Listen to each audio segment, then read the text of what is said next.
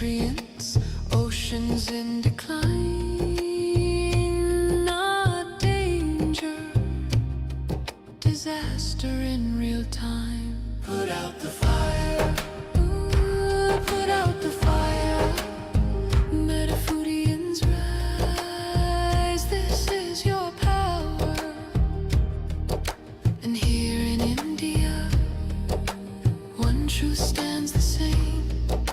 Milk is not just milk, dairy feeds the flame. Cows and methane, fields and forests turn to grain. Politics, culture, carbon, all wired to the same chain. Every cup of curd is heat in the air. Every block of butter is a forest repair. It's not a small habit, it's a planetary affair. Put out the fire, put out the fire. Echoes and rise, this is our hour. Energy fixes half the hurt, Dr. Rao made that clear. But food fixes the other half, the half that's burning here. Change the plate, change the land, change the future's atmosphere. Put out the fire, put out the fire. Metafoodians unite, this is your choir. Every millet, every fruit, every sapseed, every bean is water on the wildfire of a world we've never seen. Every oil-free bite is a river turning clean. This is not perfection, it's direction. Not pressure, but protection. A week of choices can cool a generation. A company's courage can ignite a nation. Put out the fire, put out the fire. Echoes and rise, this is your hour.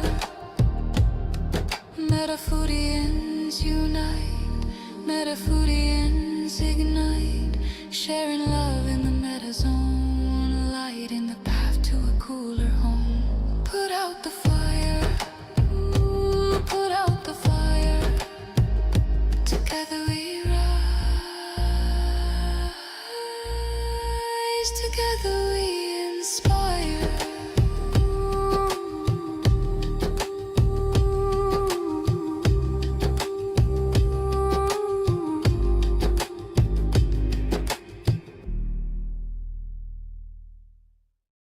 Welcome to the Planet B podcast, where truth, transformation, and faith converge.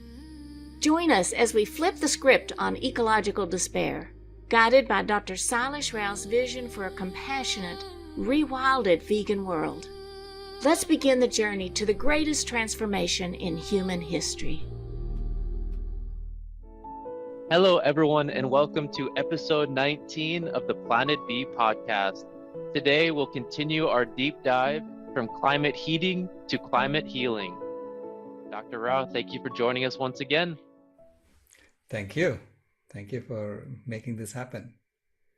If you don't mind, if you could start with the opening quote of chapter 19. Yeah, the opening quote is from Stephanie Pace Marshall, and she said, adding wings to caterpillars does not create butterflies. Right? So we have to choose to transform from within to the climate healing phase, from the climate heating phase. So we have to first recognize that our notions of superiority, saying that all this technology we have created will makes us so powerful. Look how powerful we are. All that nonsense has to go. Right. So it is puncturing the ego of humanity, first and foremost. Thinking that we are superior to animals and to all other life on the planet. Yeah.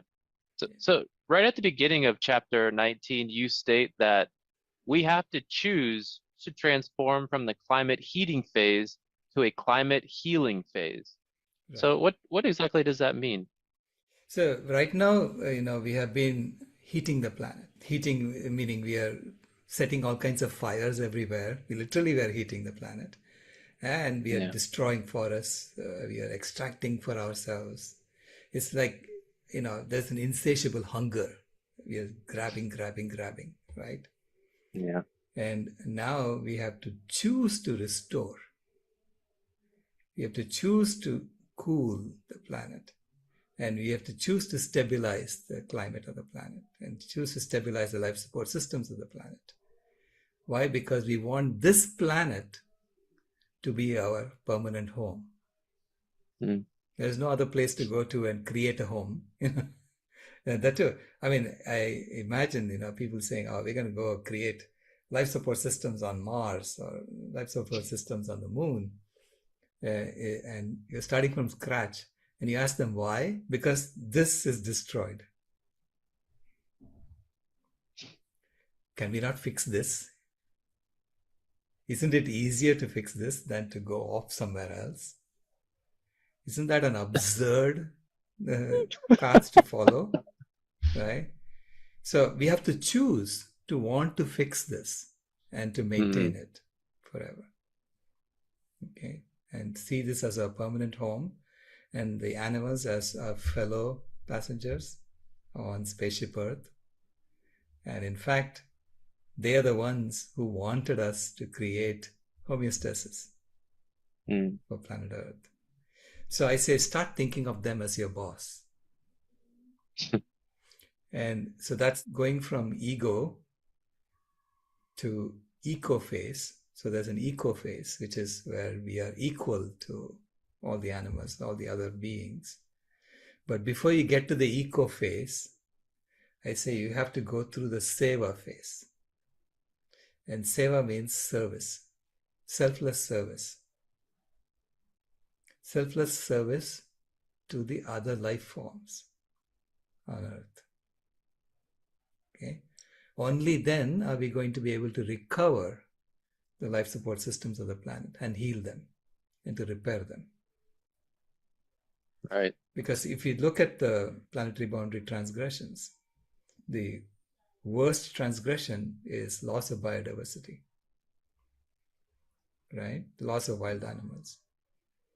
Why are we losing them? Because they don't have enough food, they don't have enough water, and their habitats being destroyed and it's being polluted and so on. So now we have to restore their habitats, make sure that they have enough food, make sure that they have enough clean water to drink, fresh water to drink. So we have to tell them we want you. Right. We want you to stay. We want you to be here with us. And that requires us to serve them, literally. Right? So you're not here to take from them, you're here to give to them. Right. So we have to sort of undo the damage that we did. And that's what the seva phase is all about. Where you serve the wild animals, where you bring back their habitats, we bring back, there was one waste treatment plant that I was touring. And it's a waste treatment plant for a city, right? They showed me how they treat the water. And at the end, they said, this water is drinkable, according to the USDA, the US Department of Agriculture. It's a drinkable water. I said, so then why don't you feed it back to the drinking water system of your city? They said, no, we cannot do that. I said, why not? They said, because it's still full of pharmaceuticals and other chemicals. Oh dear. That they don't check. They only check for biological contamination. They don't check for chemical contamination. Oh dear. Right? So I said, okay, then what are you doing with it? They created a whole lake out of it outside the waste treatment plant. And I said, why are you letting the birds drink that?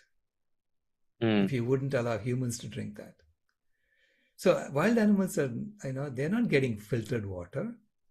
They're getting the polluted water from us. Right. We filter the water and drink it. So we have reverse osmosis, all kinds of things, to make sure that our water is healthy. But they're getting the water straight. And so this is why they're all dying.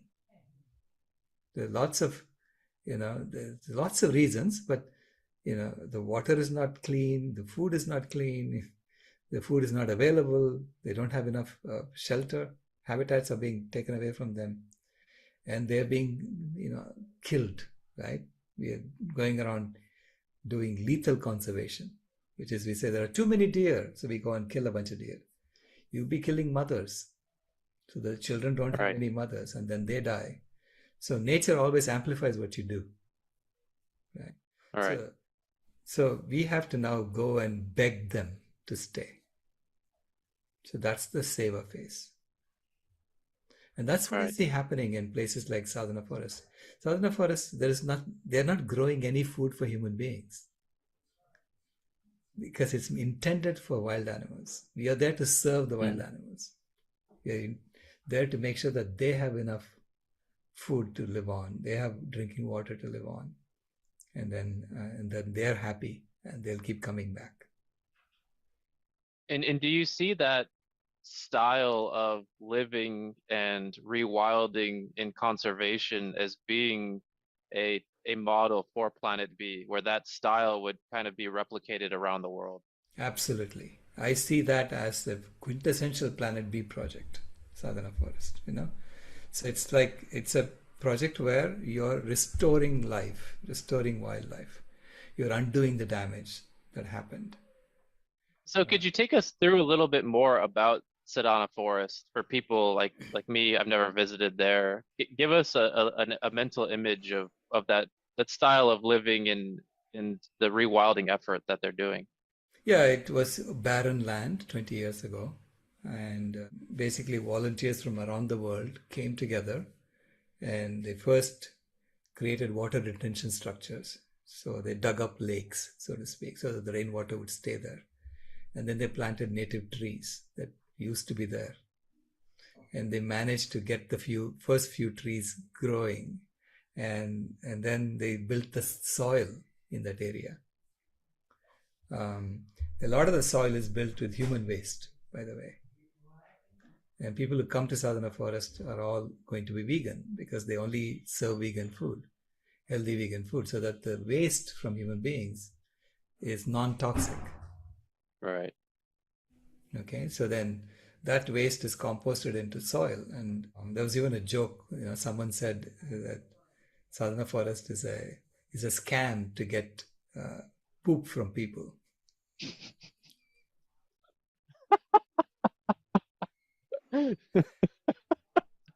Right. So because that's what they're doing, they're converting that into soil. It takes about a year for it to compost and become soil, human waste, and that soil is used in restoring the forest. It sounds like the elephants and the jackfruit. Absolutely, yeah, it's the same thing.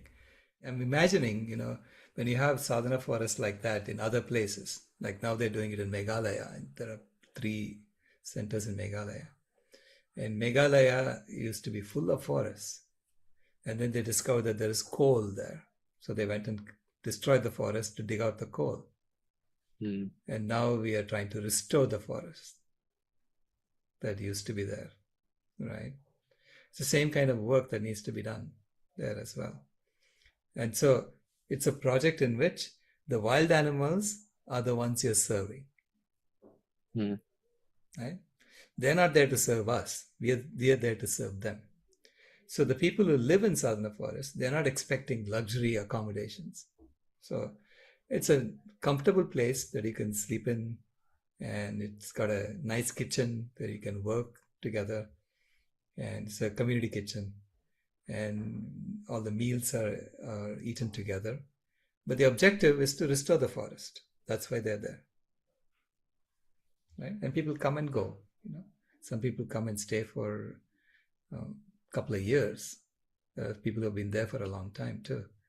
But a lot of people come and go. They stay for a month, couple of months, and they volunteer.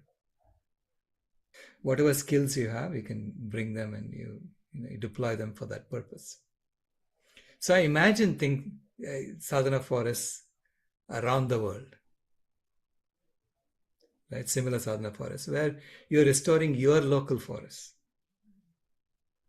or your local mangroves, or your local prairies that used to be there. So trying to restore the original ecosystems that used to be there, so that the Earth's life support systems become stable again. Hmm. And what we see is over the 20 years of Sedona Forest, it went from barren land, and now 20 years later, what does it look like, and how has it changed? It's lush green, and it's a great place to go live in, to stay in. You immediately feel connected when you go there. I walk around barefoot everywhere. It has Wi-Fi, so it has connectivity, so it has Hmm. internet. So, and it has solar panels for collecting energy from the sun, and batteries so that you can have some energy at night as well. It's not a luxury accommodation for people to put their feet up and expect things to get done. You are there to help get things done. So think of yourself as firefighters for the planet. You're putting out the fire for the planet. Firefighters are not expecting, to live in a big mansion in between their bucket brigade duties. Yeah. And then the animals you mentioned as well. So from barren land, the forest has returned, lush green has returned in 20 years. Have the animals come back as well? Yeah, some animals have come back. You see a lot of birds have come back. Some of the wild animals, wild pigs have come back. But some of the predators have not come back yet. Hmm. So yeah, it's a process, right? So you have to bring back the predators. So you create this balance. And as you grow this in the neighborhood, now the water levels have come back in the villages surrounding Sadhana Forest. Wow. Water levels have increased by 15 feet, I think. So it's incredible what can happen in 20 years when you have this small dedicated group that is just focused on this rewilding effort. And then if you were to multiply that around the world, it's incredible how fast we could restore the ecosystems of this planet using this planet B systems approach. Absolutely. You have to systematically want that to be your objective function. You have to change the objectives of civilization to be not about extraction, but about restoration. All right. So we'll go into how you would do this systematically, in the following chapters. But basically, I'm saying that we need to use our systems know-how to understand why the system is behaving the way it is today, and to design new systems that behave the way they should if you want a thriving planet. So we Right. must all agree that we want a thriving planet first. All right. And that kind of transitions into your Judy Carmen's concept of Homo ahimsa, which means kind hominid. So could you share a little bit about that terminology? Yeah, it's right now we call ourselves the wise hominid, Homo sapiens, and our actions are nothing but furthest from wisdom that I've seen, right? Right. But we call ourselves the wise hominid. So it's complete misnomer, right? And it's a little bit like we are puffing out our chest, saying, "Look at us, look at who we are." Mm. But it's a phase that you go through. So you basically build up your strength. So we now have built up our strength, okay, to do our job.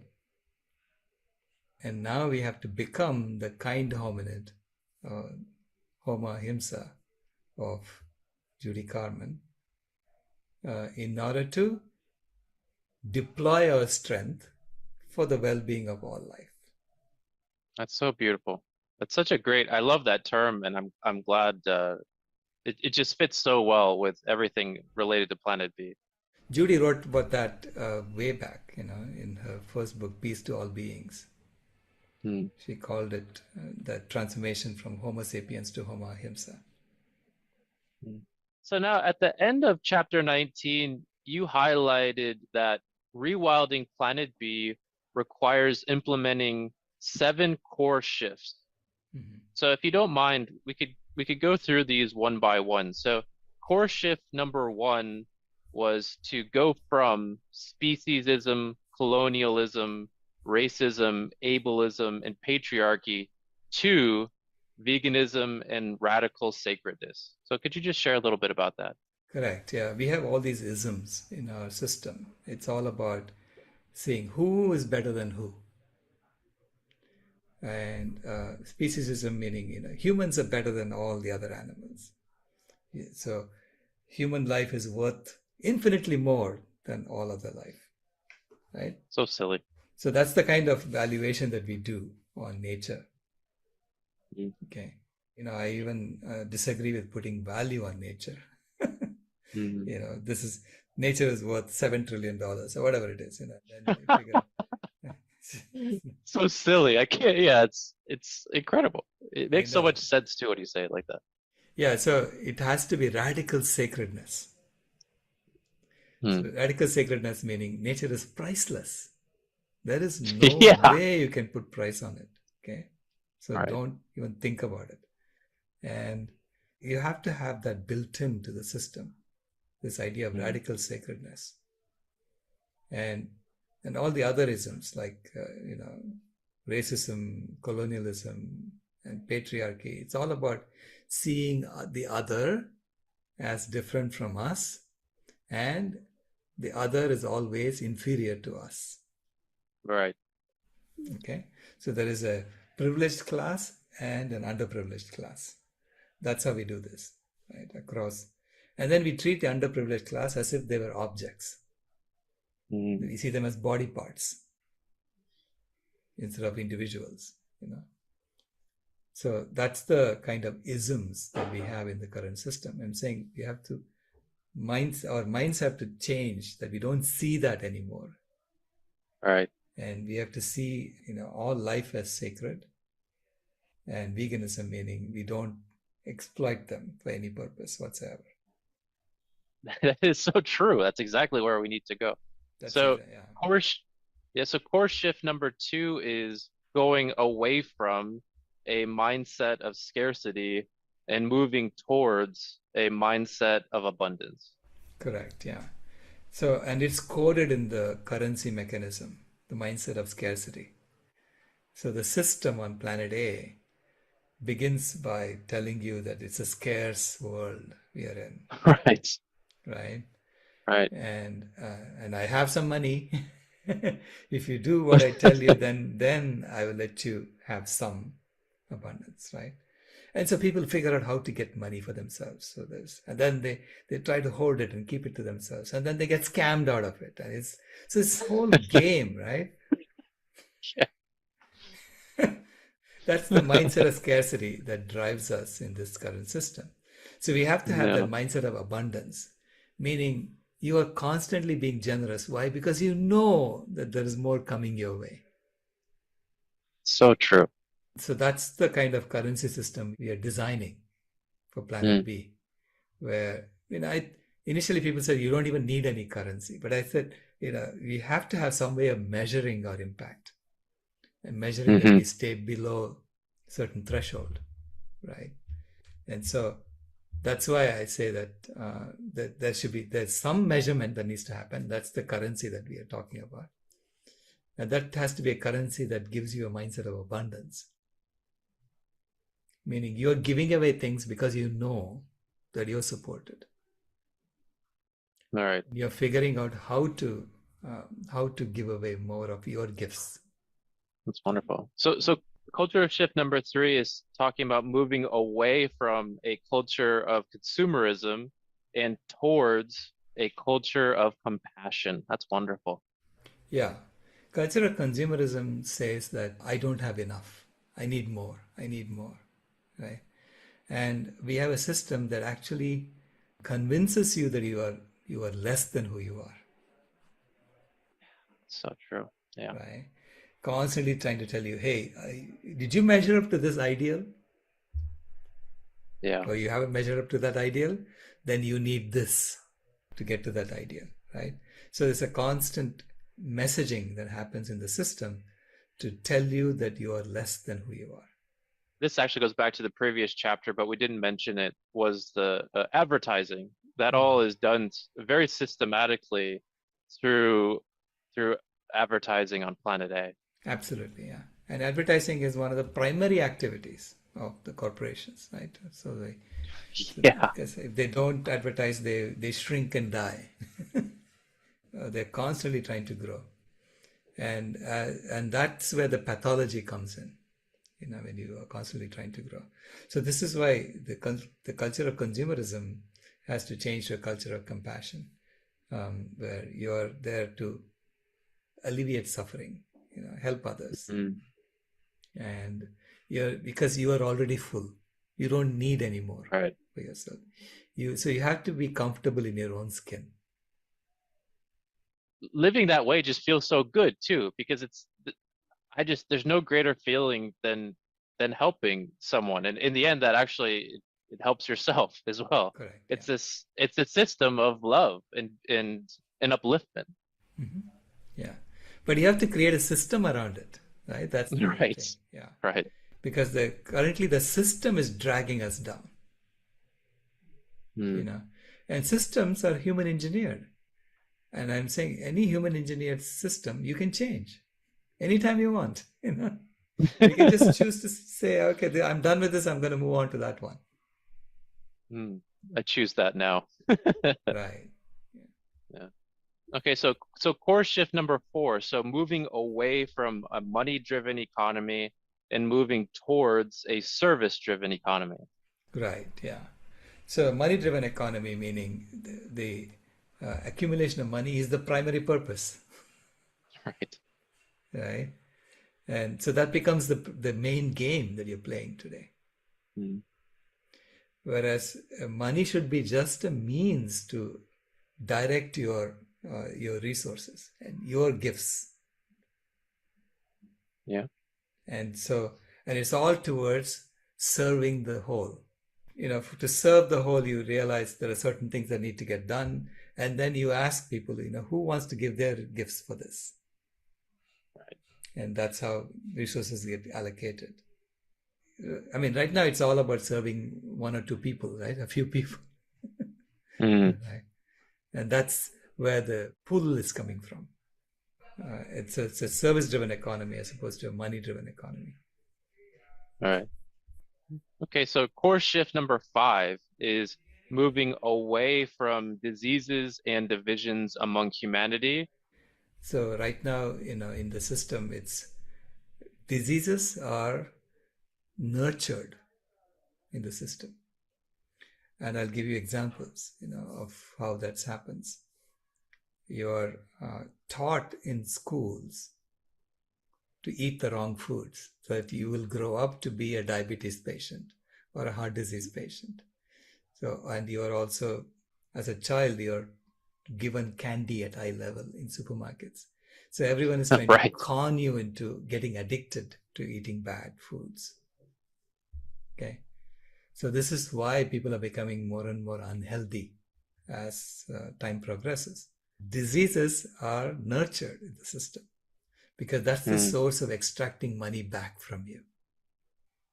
So think of this as a game, money game, in which those who are creating the money, they always create the money in the form of loans. They want it all back. And you are trying to cling to it. You're holding on to the money, right? And they want it all back. How do you get it back from someone who's hoarded it? Well, make them sick. Then they'll take it out of their wallet and give it to you. Doesn't sound very harmonious, if you ask me. It's not. Yeah. It's a game of competition and a game of figuring out how can I help my tribe survive over the other tribe. So there's divisions and diseases. That's what's being fostered in the current system in Planet A. And I'm saying it has to be unity because why? We have one planet and we have a common purpose of restoring the life support systems on that planet. Right. And stabilizing it.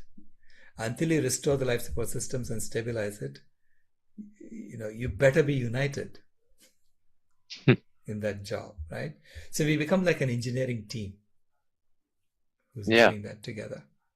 And so that's what we need to foster on Planet B. That's beautiful. So course shift number 6 is to move away from death and cruelty towards animals and move towards love and kindness towards animals. Right. Yeah. If you watch the movie Earthlings and you see what is really happening to the animals that we raise and use.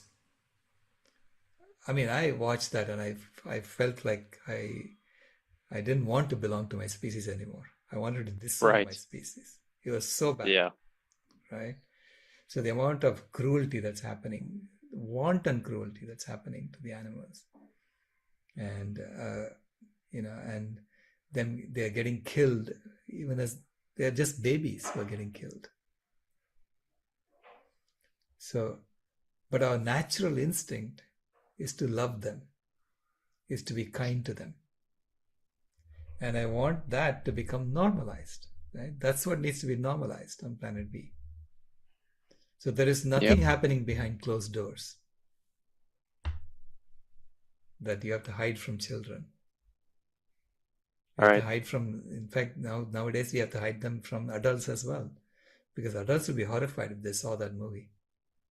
Yes. But a lot of adults know this and they don't want to watch it, right? Because they don't want to be disturbed by that. The course shift number 7 is to move away from death and pollution of the planet and move towards remediation and regeneration of the planet. Yeah. So I went to relationship between each other, then relationship with the animals. So how do you relate to the entire planet? Right now we see the planet as objects that we can exploit we can extract for money, for making money. So there's destruction and pollution of the planet that happens. So we see the planet as a bunch of resources that we can extract for making money.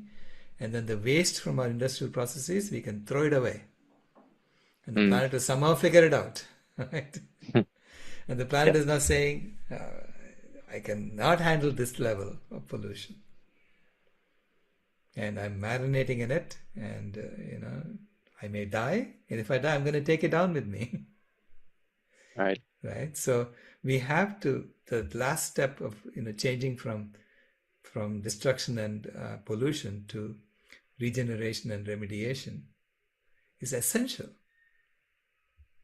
for us to continue living on this planet. So that's the course. That's the last step that needs to happen. Course shift. All right. So Dr. Rao, I want to just add this question at the end because I think it's something that all of us as vegans we deal with, and it's a challenge for us. Is we interact with a lot of people that want to keep their heads in the sand.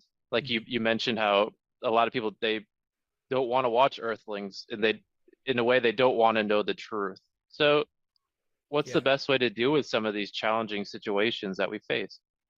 Well, deal with them with compassion. Know that, they are scared. And it is frightening what's happening. Right? It's frightening. But we have the ones who have the good news. So true. Good news is that there is a way out. And it's a way out that's based on science. So we can show that systematically we can reverse this. There is a path forward. And that it's part of something much, much larger.